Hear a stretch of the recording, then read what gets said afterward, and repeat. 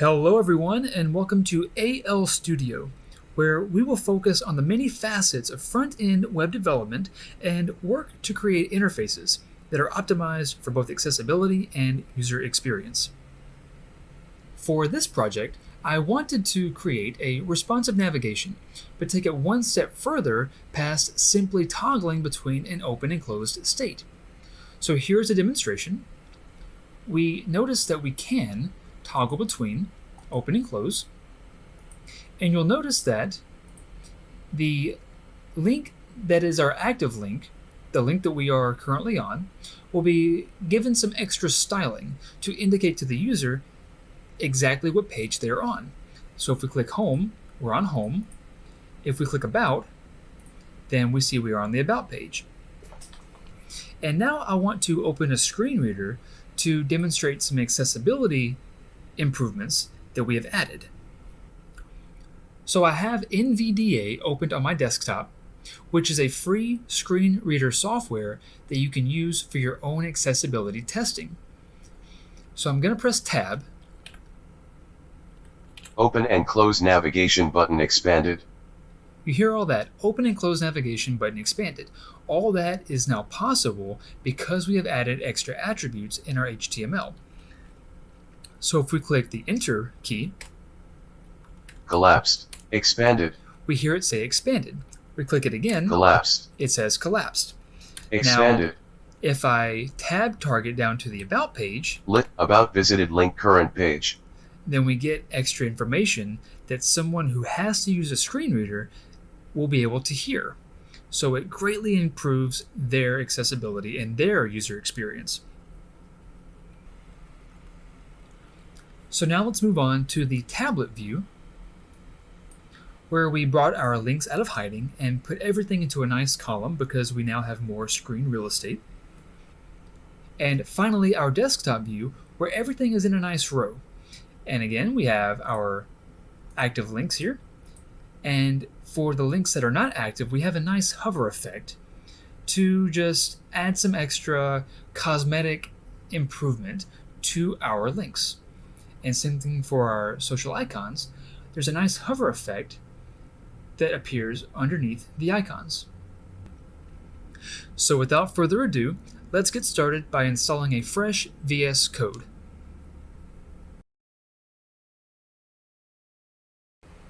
Okay, so if you are new to VS Code, I want to quickly walk you through how to install it, as well as how to install extensions. So we can first type in VS Code, take the link here. Now I'm on Windows, so I would go ahead and click download, but if you're on Mac or Linux, you can take your respective installations. I'm going to click download. It should auto download for me. I'm going to click it.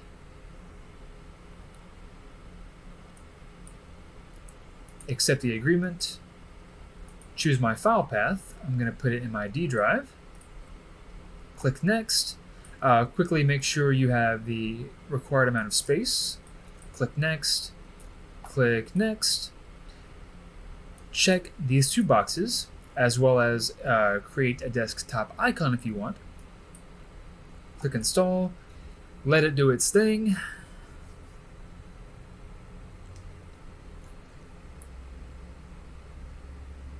Okay, and now I'm going to make sure this is checked, so it's going to launch once I click finish. And yours, if you have never used it before, will be blank, but this is how mine is going to look like. So now you can find a list of extensions in the description, but you're going to click this icon here and copy and paste those extension IDs into this input field. And just as an example, mine are already installed. I'm going to uninstall this beauty extension. Going to do a quick reload. Now I'm going to search for beauty. Click install.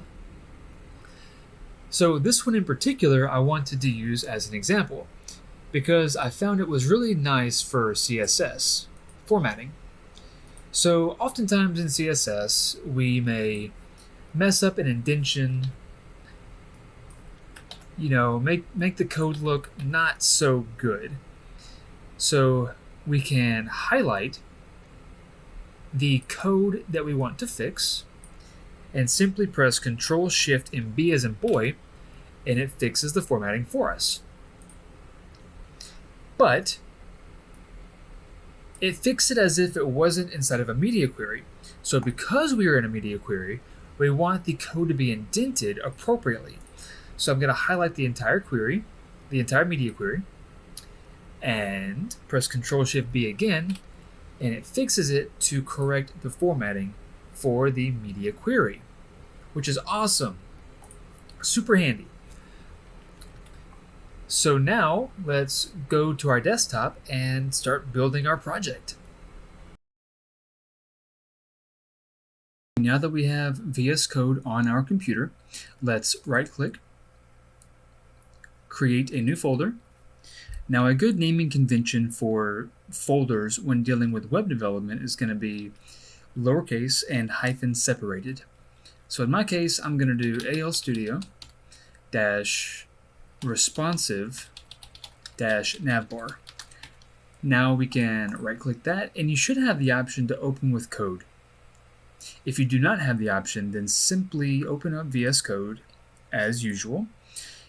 Let me drag it over real quick, and then drag and drop your folder into VS Code, and that will create your workspace.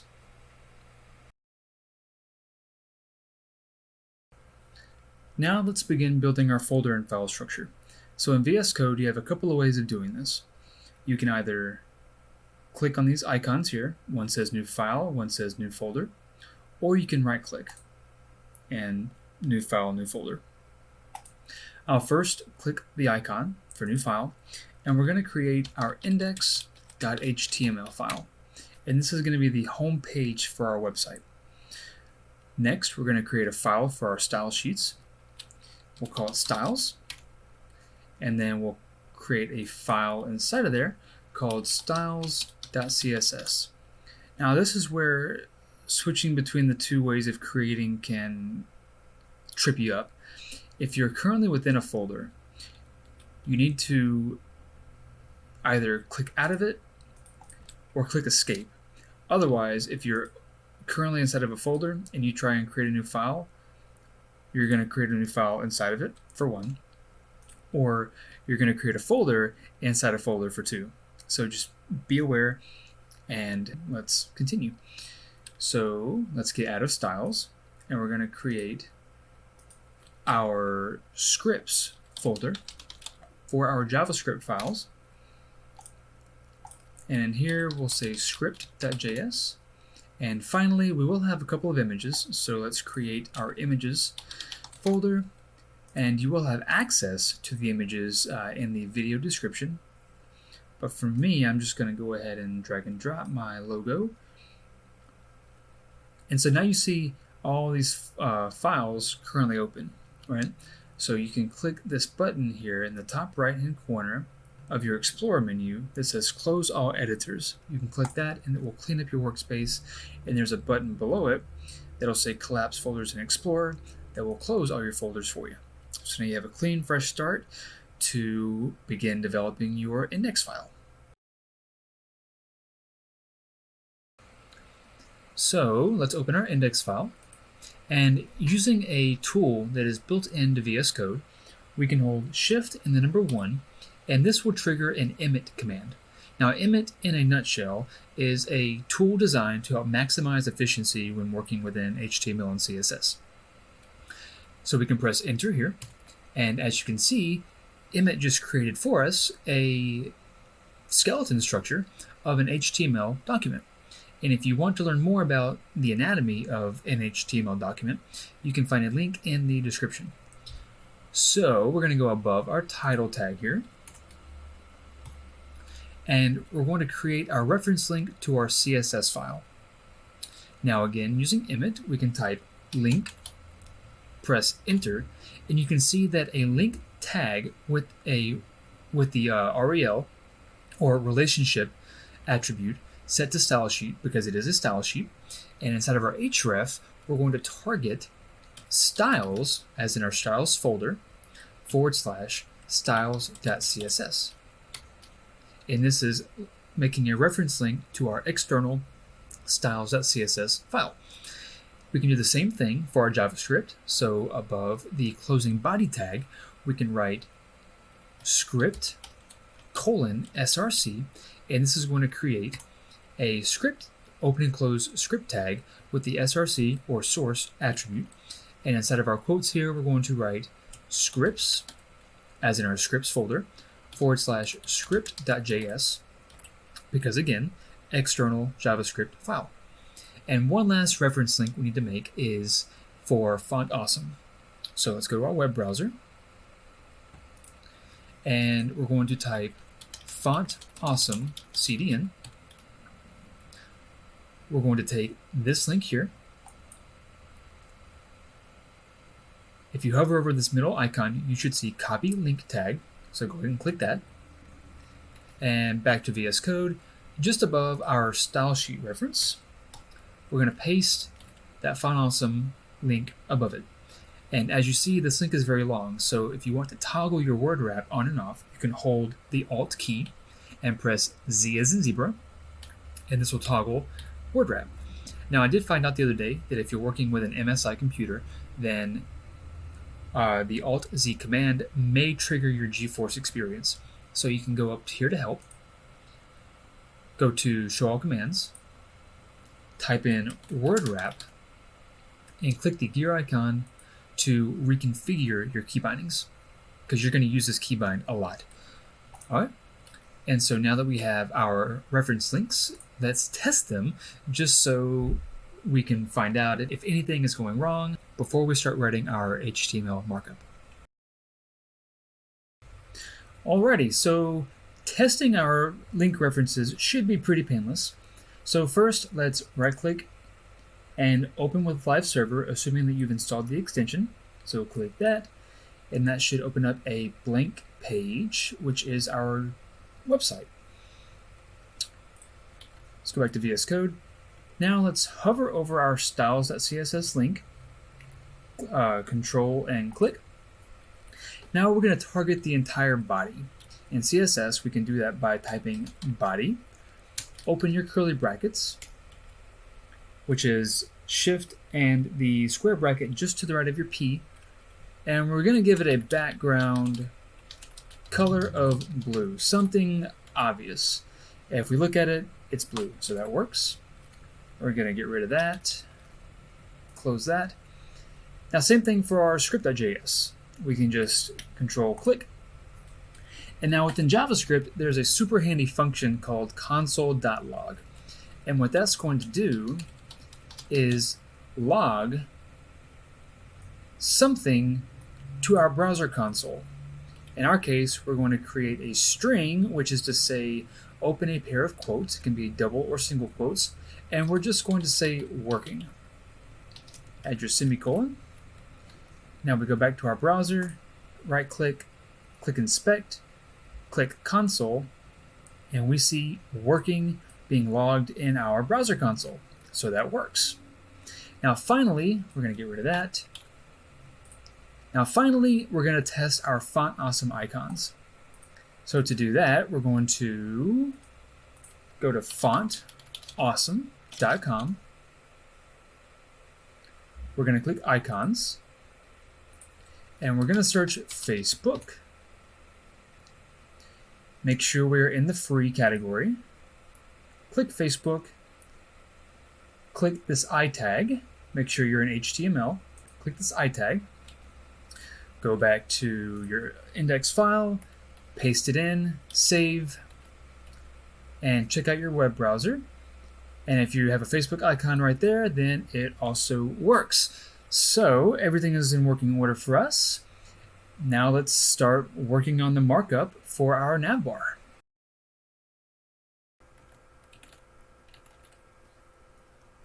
Alrighty, so we are not just building a navbar. We are building an interface that will allow users to traverse your website in a streamlined and accessible manner. And when writing HTML, we have these semantic tags that act as landmarks, which help assistive technologies navigate through your website. So the first tag we're going to create is a nav, and this will act as one of those landmarks. So again, using emit like before, we can write nav for nav, and we're going to add an ID to this, so we can do £, and the ID will be titled navbar. We press enter, and now we have a nav with an ID of navbar. Inside of this, we have a div with a class of nav logo container. So we do dot for class and nav-logo-container. Press enter. And in here we're going to have a couple of things. First being an anchor tag. So we have A for anchor, dot for the class name, and nav-logo. The href is going to be to our index.html or our home page. And inside of this anchor tag is going to wrap around our logo, giving it the ability to link. So we're going to have an img or image tag. The src or source will be images for our images folder / logo.svg. The next attribute we want to give information for is the alt or alternative text attribute. And this is going to be used if, for whatever reason, your image cannot load, or, again, for screen readers to read and recognize your images. So I named mine Pup Care Quality Grooming Service Logo.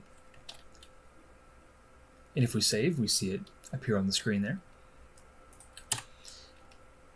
Now there are two more attributes I want to give to it, and that's going to be height, and we want to give it 84, and width of 90. And if we mouse over this height, then it says the intrinsic height of the image in pixels. Now what this is going to do, let's save, we see it gets much smaller, but this height and width is going to help prevent layout shift while the page is loading. So if somebody has a very slow internet connection, then this height and width is going to kind of reserve these dimensions while the rest of the page is loading. The next thing we need is a button. Let me toggle my word wrap. All right, so we need a button now, and this is going to be our toggle switch, our button to open and close our navigation when we are on mobile devices. So we do button for button tag. We're going to give it an ID, so £. I called it mobile menu trigger. Press enter. And there will be more attributes, but first I want to go ahead and fill in the button with our lines. And it's going to be 3 divs. We can do dot line 1 times 3, press enter. That'll create 3 divs with the class of line 1. So we're going to edit this to line 2 and edit this to line 3, and we'll use these in CSS later on. Okay, so I've been talking about accessibility. So some more attributes that our button needs. Number 1 is the aria-expanded. And we're going to give this a default of false, and we'll use JavaScript later on to toggle this to true and false. All right, the next thing is aria controls, and this is pointing to the element that the button controls, which you'll see in just a moment. So we're going to give it navigation links. And then finally, buttons need some sort of content, and these divs don't quite meet the mark with that. So we're going to give it a title attribute of open and close navigation. And if we mouse over our button here, we see that appear. Okay, so we are done with our nav logo container. The next thing we need is our nav links container. So we're going to give it an ID first of navigation links, and then we can go ahead and add a class with a dot nav links container. If you notice, this navigation links matches the aria controls navigation links, which is saying to the browser, hey, this button is controlling this div. So inside of our div here, we're going to create our unordered list of links.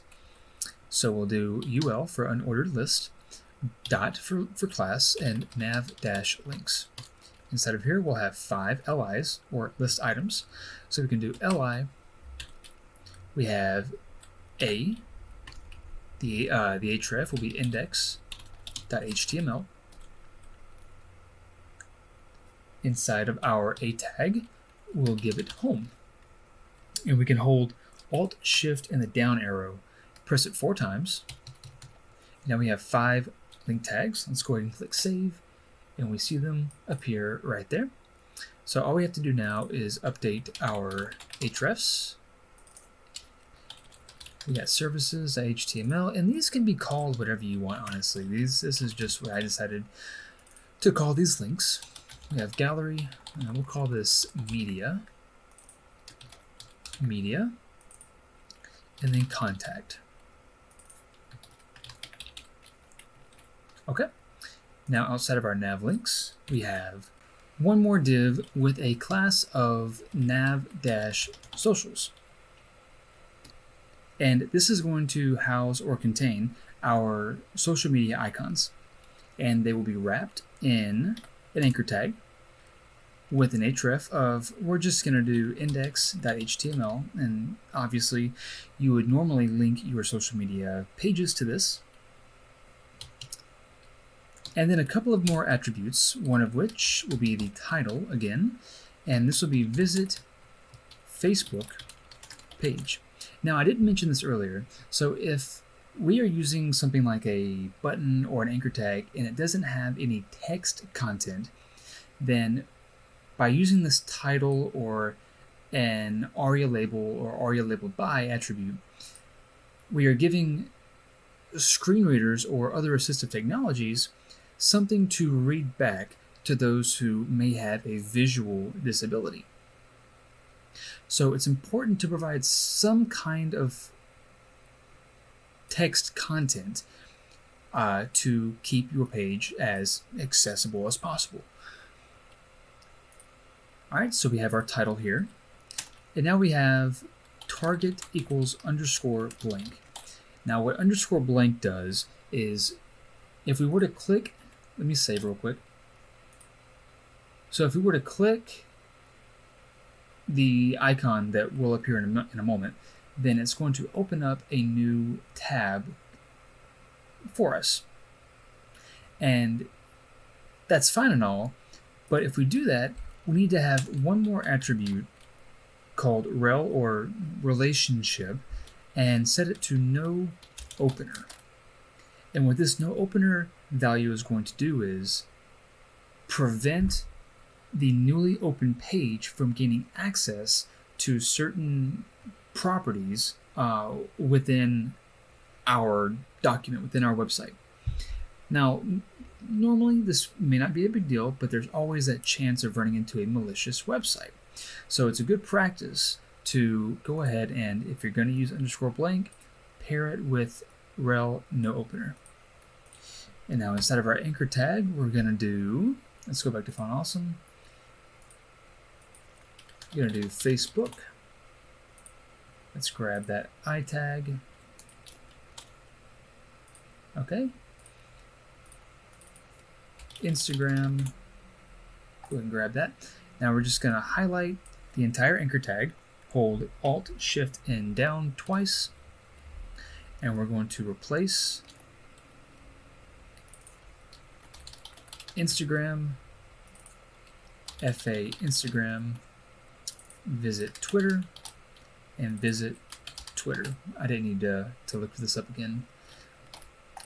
And if we go back to our page, we are now actually done with all the markup for our navbar.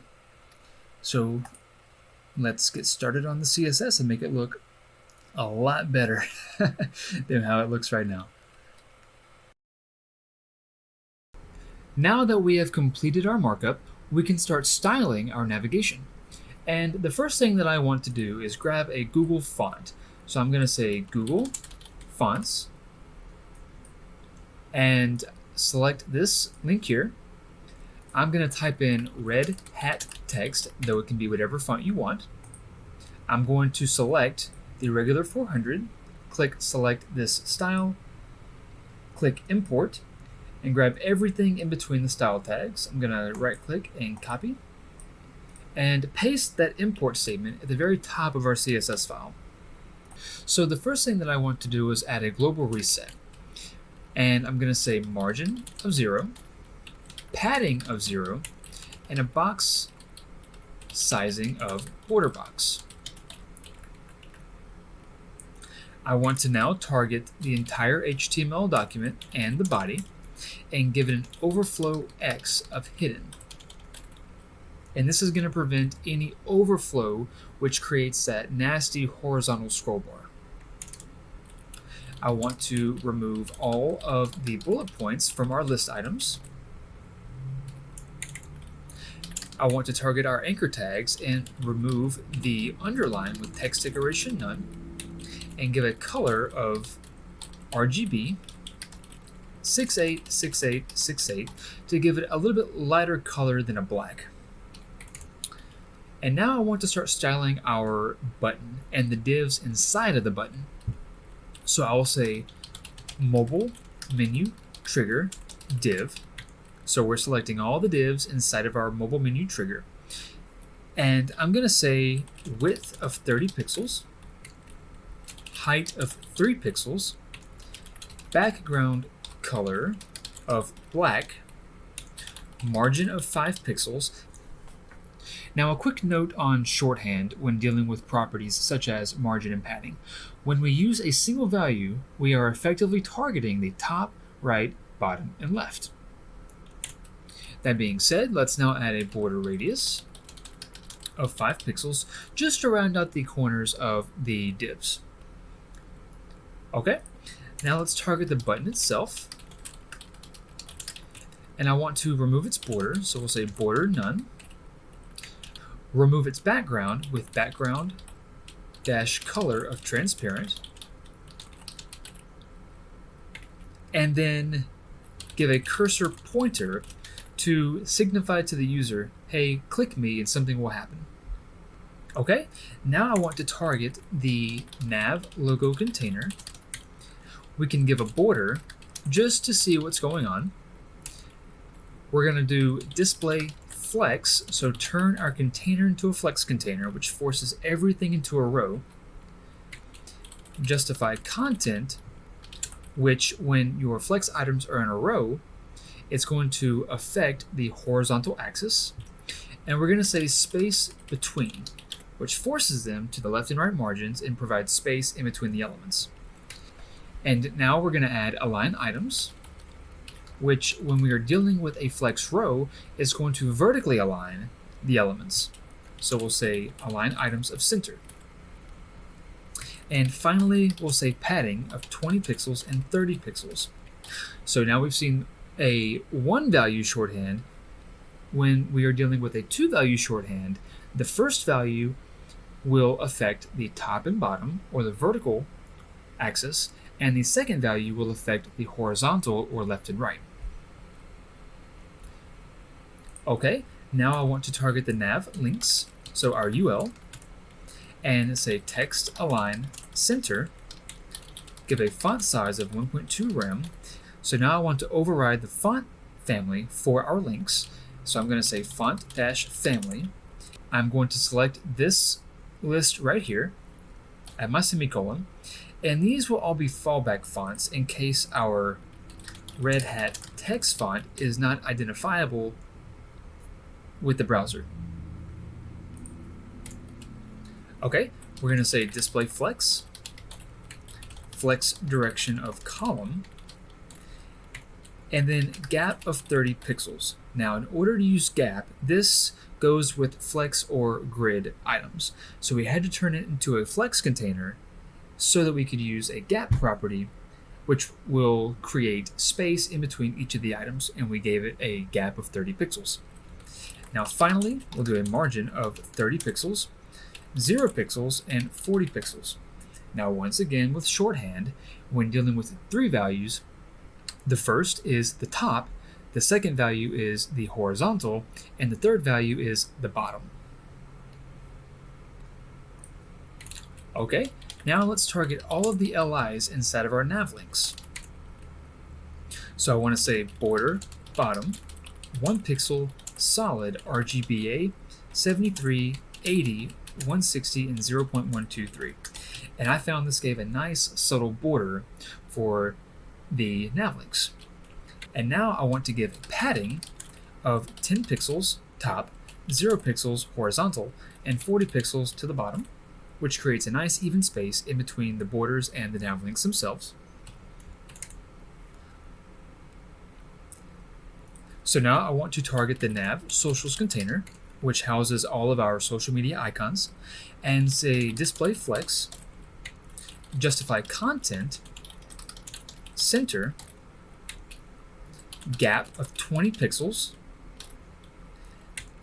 font size of 1.8 rem, and then padding bottom of 35 pixels, which will make sense in a moment, the padding bottom. Now let's add a box shadow to our nav bar. So we can go above our mobile menu trigger and say nav bar, box shadow of 2 pixels, 2 pixels, 8 pixels, -6 pixels, and pound for hex code 101A67. Now we're going to save and nothing happens because currently there's nothing in our body. There's no content to provide space between the nav bar and the content in the body. So we can go up to our body here and just give a height of 1000 pixels. Now a quick side note, this is not ideal, but because the navigation is the only thing on our screen, we need to give some sort of a height to the body. And so now we can see the box shadow. Let's go back down, and we need now to start creating styling for the 2 different states of our mobile menu, which is to say the open and closed states. So we're going to say .nav links container. We're going to give a border solid, so again we can see what's going on, a max height of 0 pixels, and then an overflow Y of hidden. So now we are hiding all the contents inside of our nav links container, which will only be visible once we click our button. So let's create a class now that we're going to apply to our nav links container using JavaScript once the button is clicked. So we can say .active, and we're going to give it a property of max height and a value of 2000 pixels. Now, nothing's going to happen yet, but if we go into our index.html, we can actually hard code that active class, and now we can see our menu. So let's do this dynamically now using JavaScript. So we can go into our script.js. So we're going to say const mobile menu trigger. So we are creating a variable, setting it equal to document .get element by ID. So we are calling to the document and trying to find an element with an ID of mobile menu trigger. We want to create another variable called mobile menu. I'm trying to use declarative and descriptive variable names here. So now we're going to again say document query selector nav links container. Now the main difference in query selector and something like get element by ID is that we have to specify a dot or a pound sign to indicate a class or an ID.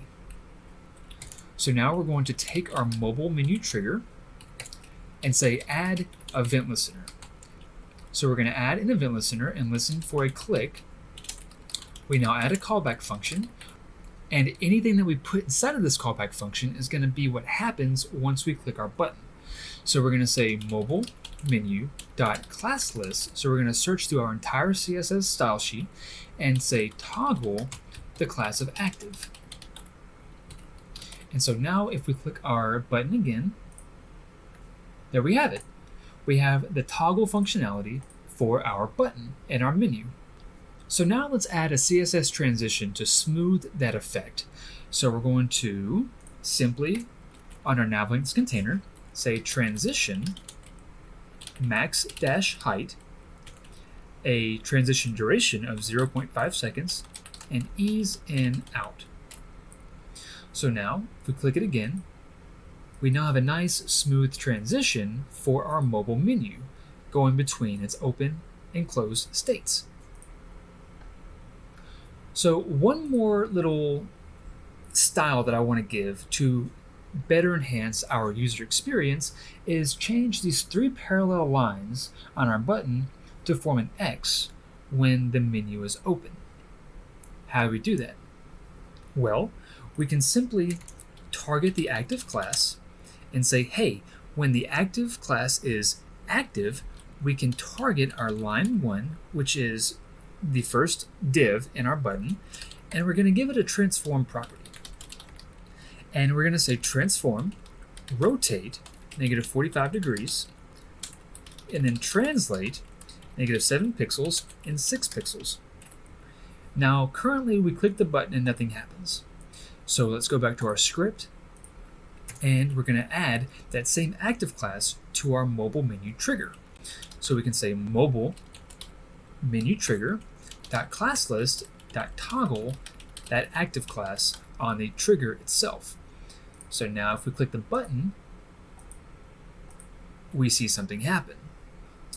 So let's now target the line 2 and give it an opacity of 0.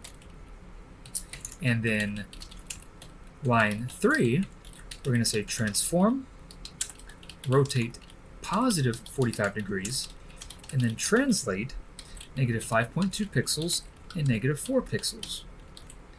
And now we have an X. So now when we open our menu, it turns to an X to signify to the user, hey, your menu is open, now let's close it.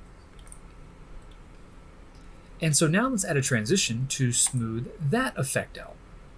So we can go to our mobile menu trigger with the div and say transition, transform, 0.5 seconds for the duration, and ease.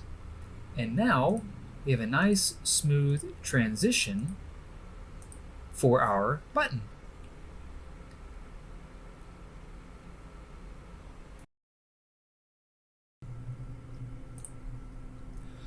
Now we can begin developing for larger screen sizes. And you may have noticed that we started this project developing for small screen sizes, which is referred to as a mobile-first design strategy, where we start building for small devices, and then we add media queries to alter the CSS based on an increased width. So how does this look? Well, we can add a media query at media, screen and min width of 768 pixels. So this media query is effectively telling the browser to render whatever CSS we put inside of it once the viewport width reaches a minimum of 768 pixels. So for example, we can target our mobile menu trigger and give it a display of none, which is going to hide it completely. So if I make my VS Code smaller and increase the size of my window, it is now gone. And there's a really nice tool that you can use in either Mozilla or Google Chrome, which is called the Responsive Design tool. And we can access that by right-clicking, click Inspect. I'm using Mozilla Firefox, by the way. And then click this icon right here. And we can see the width in this first value right here. So if I type in 768, but go down to 767 by using the down arrow, we can see our menu. But once we hit 768, it is now gone. So let's continue. And I'm going to target the nav links container, and I'm going to remove that max height that we set above. So max height of none. We can now see our links. I want to now target the nav links, so our UL, and say flex direction of row now. Now notice we didn't have to put display flex, and that's because any property that we set above this media query is going to be inherited by this media query. So we can just say flex direction row. We're now going to say justify content of center and give a margin of 18 pixels top, 0 pixels horizontal, and 20 pixels to the bottom. Next, I want to target the LIs inside of our nav links, so .navlinks li. Now let's get rid of their borders and say border none and padding 0. Okay. Next, I want to target the nav logo container, which I'm actually going to cut and paste above the mobile menu trigger and say justify content center and padding 25 top, 0 pixels horizontal, and 0 pixels to the bottom. And then finally, we're going to target the nav socials and give a padding bottom of 25 pixels. Now let's get rid of all these borders so you can see what's going on, the result. So we're going to comment this one out and that one. And by the way, if you want to comment something out, you can just place your cursor anywhere on the line and press Control/. Now we have nice even space in between all of our elements, and we fixed the layout to be a column. So again, if we go to 767, we have our mobile view with our working functionality, and then 768, it's visible because now we have more real estate to work with. We can simply have everything out in the open. So our next media query is going to be at media screen and min width 1025 pixels, and this is going to be primarily desktops. The 768 media queries is more tablet oriented, and now we're going to go to the larger screen sizes. So we can start with our navbar and say display flex, justify content, space between. Let me actually fix the screen here so we can see what's going on.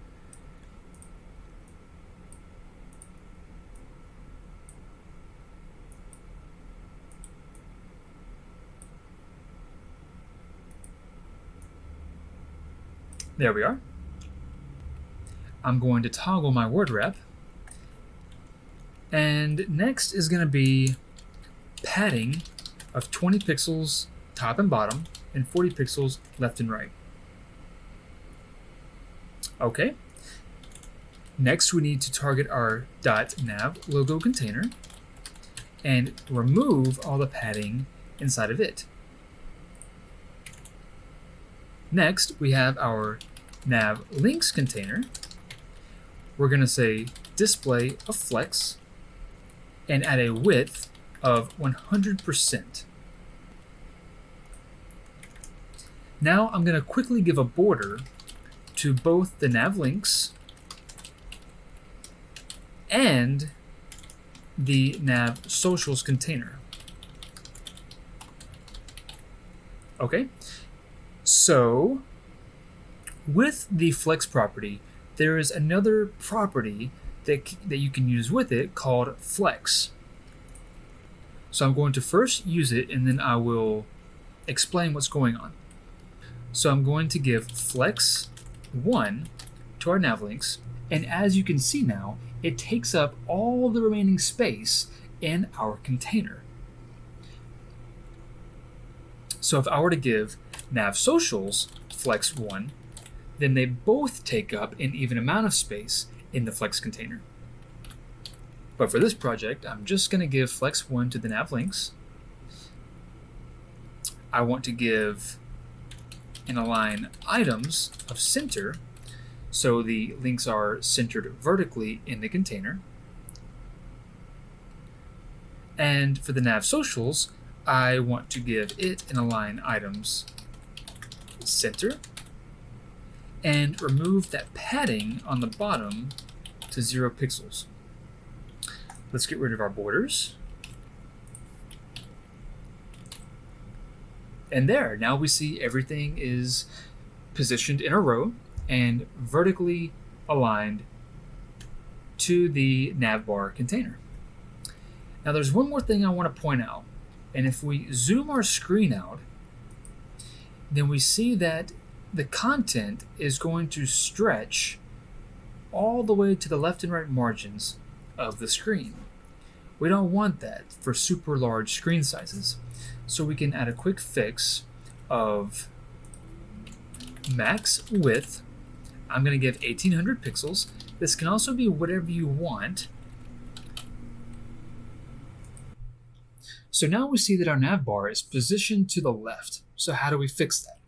Well, we can now give a margin auto, which is going to force the element directly between the left and right margins and place it in the center of the screen. So no matter how big our screen gets, the navbar will always be right in the middle of our screen. So we are now done with the CSS for our navigation. There will be some extra CSS in the following section, which has to do with pseudo-elements, and it's more cosmetic and purely optional. So if you want to watch it, go ahead. Otherwise, feel free to skip ahead using the chapters on the video. In this section, I want to incorporate pseudo-elements and pseudo-classes, also known as user action classes. So let's go ahead and dive in. And the first thing that I want to do is target the anchor tags inside of our nav socials container. So we're going to say nav links container dot nav socials a. And for now, I'm going to leave this empty. But again, nav links container nav socials a for anchor. And whenever we want to attach a pseudo element to a regular element, we start with 2 colons. And as you can see here, there are a bunch of pseudo elements to choose from. But I'm going to use before. So every pseudo element needs a content property, or else it's not going to appear. In our case, I'm going to leave it empty because we're using this for cosmetic purposes. And I'm going to say height of 15 pixels. Going to give it a background color of RGBA 177 3 times with an opacity of 0.47. I want to give a position absolute, a bottom of -13 pixels, a left and right of 0 pixels, and I'm going to click Save. Now I should see something appear on the screen, but I don't. Why is that? Well, whenever you position something absolute, it's going to position according to its nearest parent container. And that nearest parent container has to have a position of relative in order for the positioning to work correctly. Otherwise, it's going to search up the HTML tree until it finds an element that is position relative. In our case, it's the body. So if we scroll down, there's our element right there. So to fix this, we can give a position relative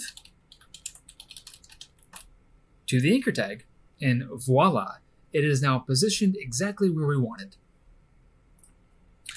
So now I'm going to give a filter blur of 10 pixels, and then a transform property, rotate X 90 degrees. So it's going to lie flat and out of sight. We are already familiar with CSS transitions, so I'm going to go ahead and put that. We're going to target the transform, give a duration of 0.3 seconds, and ease. Okay. Now we're going to add a pseudo-class or a user action class called hover.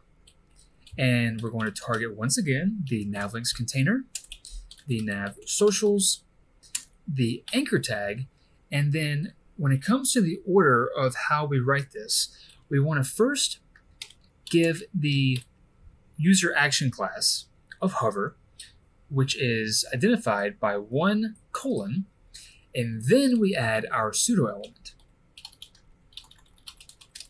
So left to right, we are saying once we hover over the anchor tag, we're going to target the before element and all the CSS that comes with it. So we're only going to do a transform rotate X of 85 degrees. And once we hover over it, we should see a nice shadow appear under our social icons. And there it is. Very subtle, but very effective. Now, this viewport width is more of a tablet size, and we can't really hover over something on a phone or a tablet. So I'm going to cut this code and place it within our media query of 1025. I'm just going to put it at the bottom so that it only takes effect. See, nothing is happening. Only takes effect on larger screens.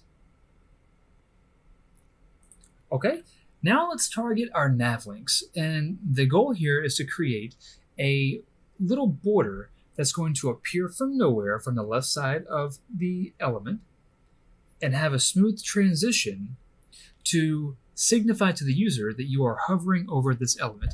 It's a slight increase in user experience, but again, it's effective. So we're just going to go below this,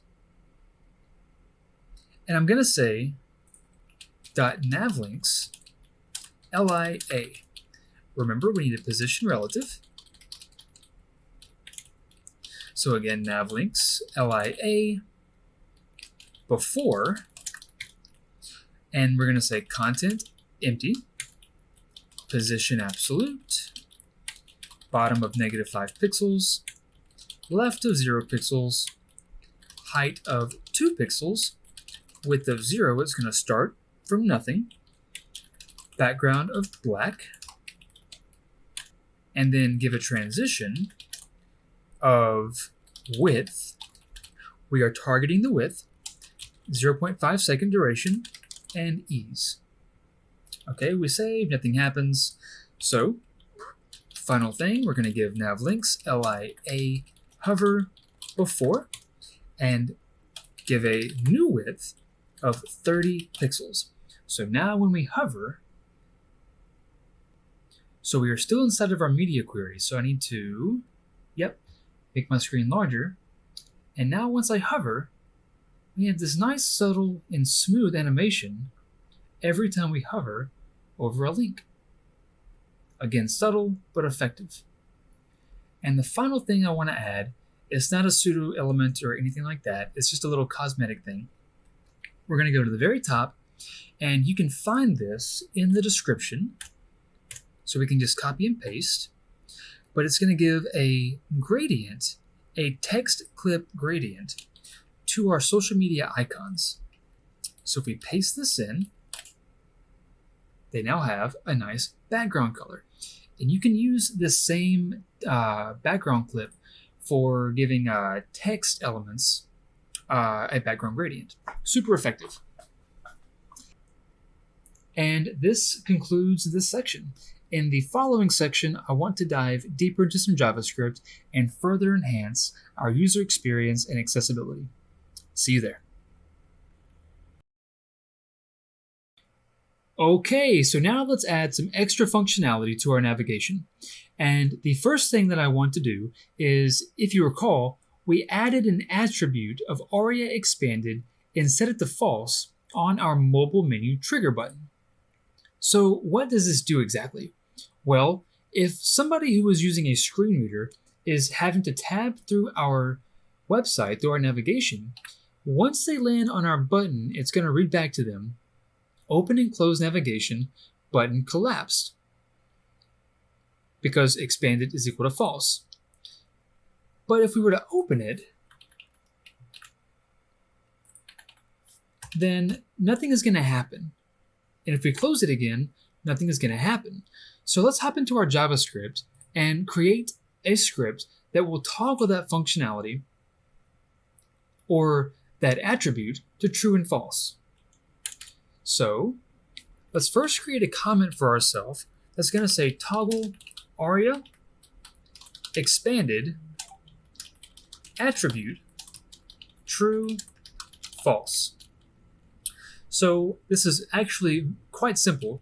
We're going to do if mobile menu.classlist.contains.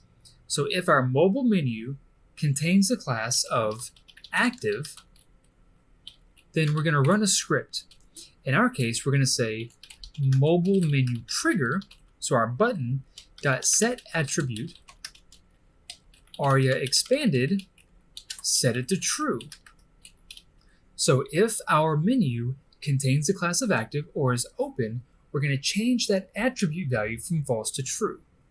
So now we can save, open up our inspector tools, click this icon here, click the button, and that'll take us straight to the button. So currently it says aria-expanded false. If we click the button, it now says true. If we click it again, it still says true because we haven't finished the script yet. So now all we need is an else mobile menu trigger .set attribute aria-expanded back to false. And that's all you got to do. So now if we open it, it goes to true. If we close it, it goes back to false. So the next thing that I want to do is dynamically style the link for the page that we are currently on. So how do we do that? Well, let's first go up here and create another variable called navlinks. And we're going to set it equal to document.querySelectorAll and say .navlinks lia. I'm going to create a comment real quick. Provide styling for current page anchor tag. Okay, so I'm going to say navlink.forEach. Now, forEach is a type of loop. And what it's going to do is it's going to loop over our list of anchor tags. And once it lands on a link that we are selecting, we're going to run a function, or we're going to run a command.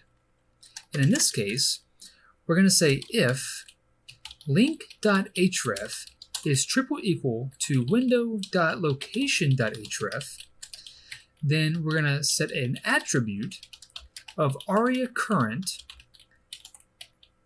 with a value of page to that link.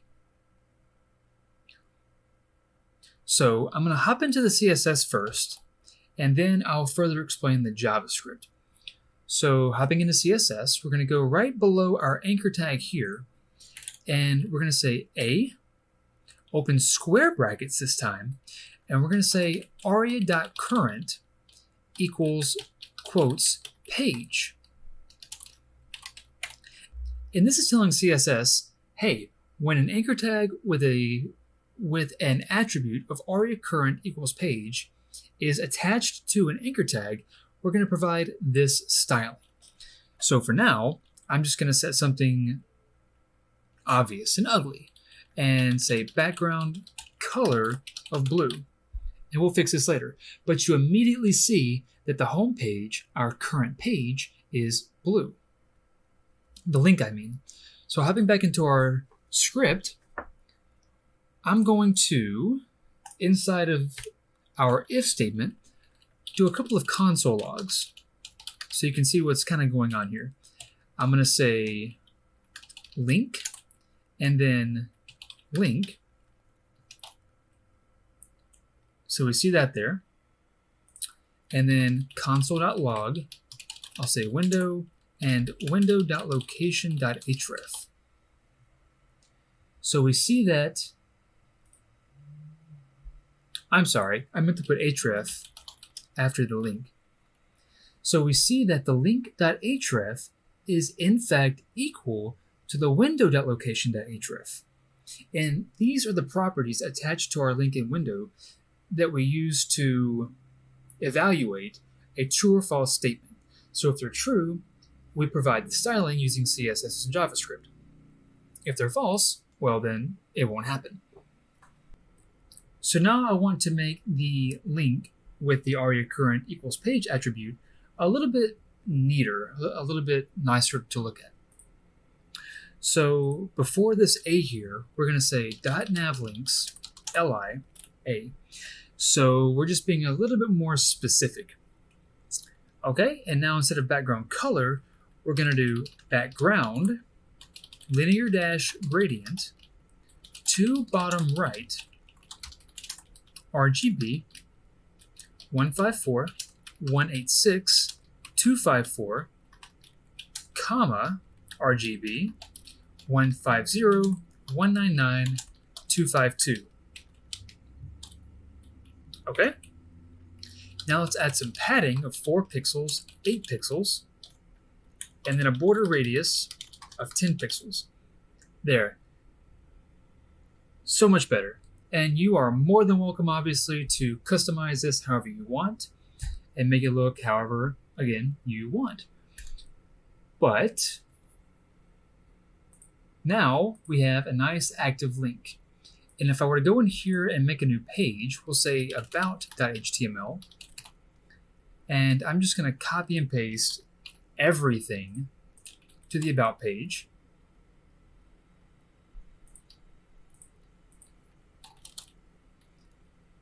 Ignore what I just took off right there. Then, if I click about, we now get an active class of about. So again, enhances user experience and lets the user know exactly what page they're on. So before we go back to the JavaScript, if we make the screen larger, we notice that we still have our befores, but if we hover over the active link, it's also there, which doesn't look the best and it's also kind of redundant.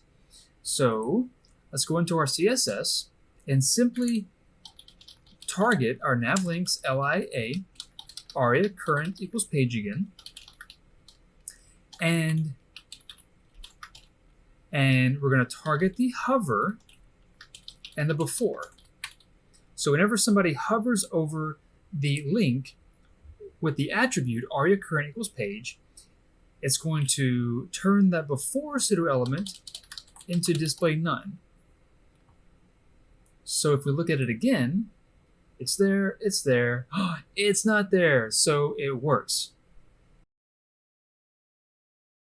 Okay, so one thing that I noticed when uploading this project to Netlify or even Vercel is that whenever you click the URL that they provide you, it's going to send you to whatever that URL is, followed by nothing. It's not going to be /index.html. And so obviously this isn't ideal when it comes to showing the user what their active link is from the very beginning. So I did some digging and this is what I came up with. I'm going to first make a comment and say make index.html page active on page load, and I'm going to create a couple of variables. First being const base URI is equal to document.base URI. Now if we console log this and open our browser console, then we see that the base URI is equal to whatever is currently in the address bar. So if I click home, we get the base URI of everything plus index.html. Same thing for the about.html. So I found this was an easy way to create this active page link styling on page load. So moving on, I'm going to create another variable called const home page anchor. Set it equal to document.getElement by ID, typing is hard, and we're going to find the ID of home. We haven't set it yet though.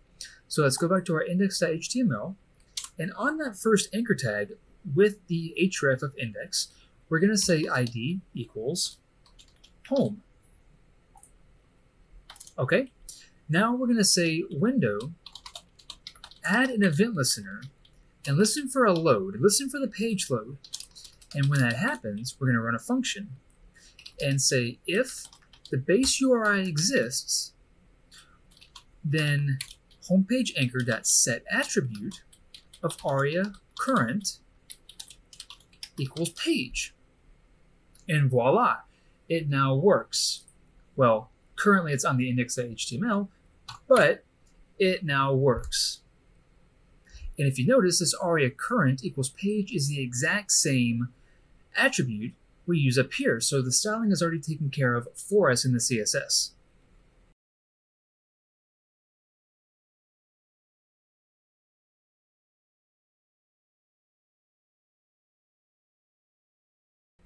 And so the very last thing that we're going to add in terms of JavaScript is the ability to close our navigation on small screens with the escape key. So currently, by default, if you tab to your button there, you can open it with the enter key. You can close it with the enter key as long as you're on top of the button, but you can't close it with the escape bar. And this is a pretty common, desire for most users. So let's target our document, add an event listener, and we're going to listen for a key down. And instead of having an empty callback function, we're going to have an event parameter. And we're going to use that event parameter to say if event.key is equal to escape,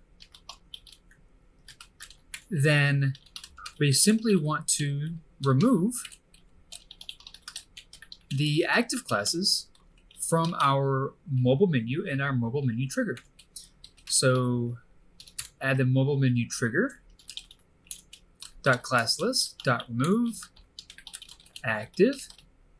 And so now, if we open our menu, we can close it with escape, and the active class is now removed from both our button and our navlinks container. So this actually concludes all the CSS, all the JavaScript, and all the HTML markup for this project.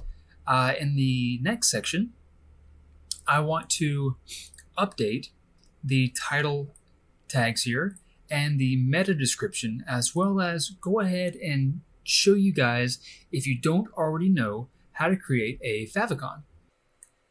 So stay tuned, and we are almost to the finish line. I will see you in the next section. Okay everyone, we are almost done. Now before we deploy, I want to give our project a title in the title tags here, give a meta description, and get a favicon.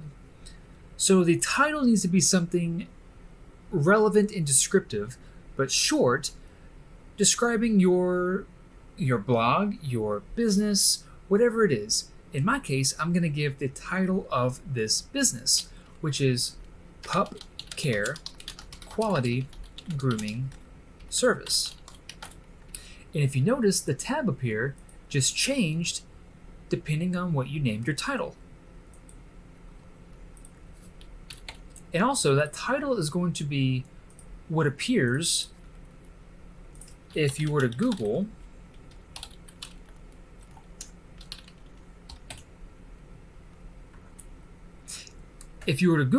another business. So this would be the title tag in your document. Okay, now let's add a meta description. So we'll say meta name equals description, content. Now again, this needs to be descriptive, and I like to think of the description as, if I was trying to promote my business in just a few words. So I'll paste mine in as an example.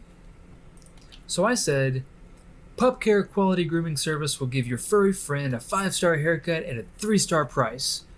It's just something catchy, and it'll make someone more willing to click on your link. Forgot the closing tag there. Now let's go get that favicon. So we can type in favicon generator. This first link is pretty good. We're going to select your favicon image, and I'm going to use the logo that I've already provided for you. I've tested it and it seems to work fine. So give it a moment. Okay, it gives you a little note here. So I'm going to click continue with the picture. And so here it's going to showcase what it's going to look like on different browsers, on different platforms, etc. So it seems to look good here. I'm going to add a solid background for iOS. I'm going to add a solid background for Android Chrome. And you can play with this stuff all you want. That's fine, that's fine. And now we're going to click generate your favicons in HTML code. Again, this will take a moment. But while it's still loading, go ahead and read this line on number 2. So we're going to copy and paste all this code here and place it just above our link tag with the Font Awesome style sheet. You may have to reformat your code a bit.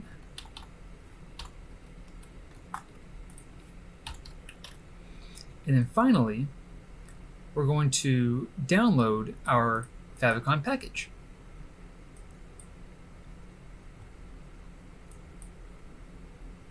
So I'm going to drag this over. I'm going to drag it inside, actually, of my folder. I'm going to extract it inside of the folder, and then copy and paste all the assets into the root of our folder. We can delete the package folder. And now if we go back to our web browser, you now have a favicon. So we're pretty much done now. In the next section, I'm going to show you how to deploy with Netlify and Vercel. Both are incredibly easy, even easier when you're just working with HTML, CSS, and JavaScript. But yeah, I hope you've enjoyed this project, and I'll see you in the last section. We now have a fully responsive, accessible, and user-friendly navigation. So the only thing left to do is deploy it. So we're going to first go to github.com. If you already have an account, just sign in. If you don't have an account, sign up. I'm going to sign in. Once you are logged in, we're going to click New. Create a repository name. I'm going to say AL Studio Responsive Navigation. It can be public or private. It will not affect what we are doing. I'm going to make mine public. Click Create Repository. Now let's go back. We're going to use these commands, but first let's go back to our VS Code. Click Terminal, New Terminal, and first write git init. Click Enter. This is going to initialize a new Git folder in our file structure. So now we need to do git add dot for git add everything. Click Enter. And now we can go back to GitHub and copy and paste everything from git commit -m first commit down. and simply copy and paste and press enter. Give it a moment. Now let's go back to GitHub, click refresh, and you now have a GitHub repository.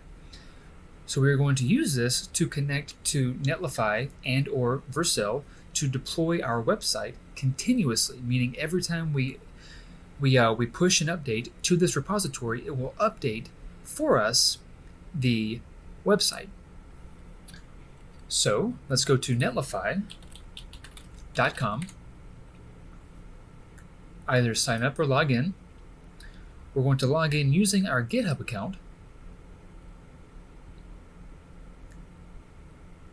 We're going to add a new site here, import an existing project, and we need to connect to a Git provider, in our case, GitHub.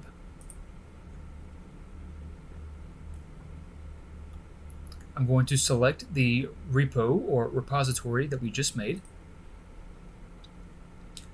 And because there's no extra configuration we have to do, we can simply press deploy site.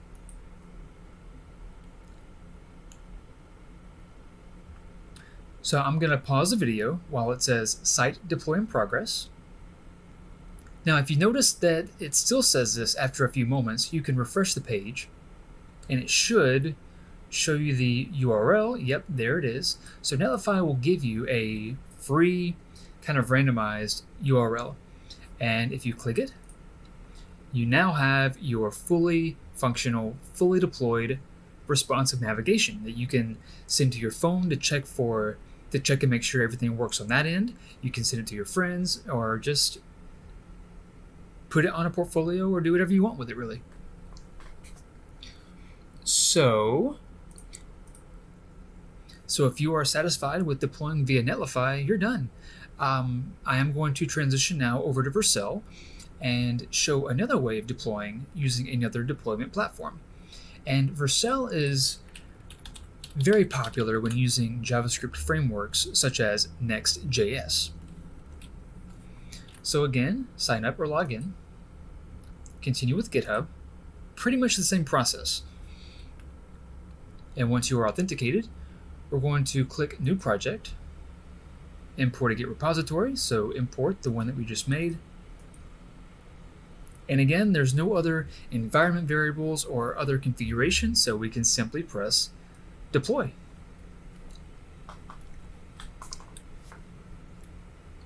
And if there are any errors, you will see them pop up here in this deploy section. But if there are no errors, it'll say congratulations. And we go back to our dashboard. It even gives you some nice confetti, right? So we go back to our dashboard and we click on the domain here. And once again, there you have it. So you now know how to deploy an HTML, CSS, and JavaScript project to Netlify, to Vercel, while connecting those two platforms to your GitHub repository. So I truly hope you enjoyed this project. I had a fantastic time making it. I've learned a lot while making it, and I hope to see you in the next build. Until then, this is AL Studio signing off.